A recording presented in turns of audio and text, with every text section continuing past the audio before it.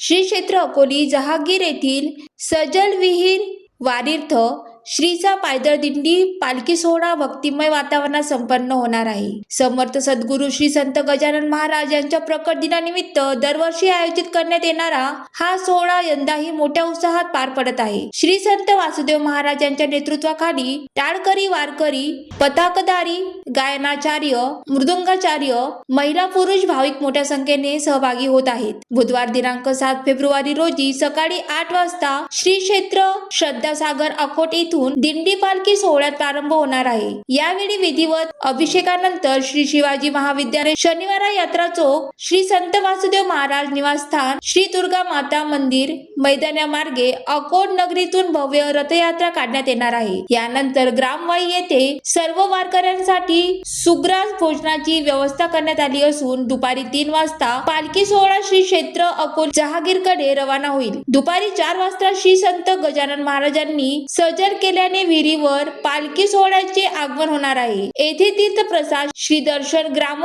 प्रदक्षिणा पार पडणार असून ग्रामस्थांच्या वतीने पालखीचे स्वागत व पूजन करण्यात येणार आहे। रात्री हा पालखी सोहळा सजल विहिरीवर मुक्कामी राहणार असून दुसऱ्या दिवशी श्रीच्या प्रकट दिनी उत्सवात सर्व भाविक सहभागी होणार आहेत। या राजवैभवी आणि भक्तिमय पालखी सोहळ्याचे साक्षीदार होण्याचे तसेच केवळ 10 किलोमीटर पायी पदयात्रा करून शेगाव प्रत वारी व तीर्थप्रसादाचा लाभ घेण्याचे आवाहन श्री संत वासुदेव महाराज ज्ञानपीठ संस्था अकोट यांच्या वतीने करण्यात आले आहे। ज्वालादीप न्यूज साठी नरेश राऊत, यवतमाळ।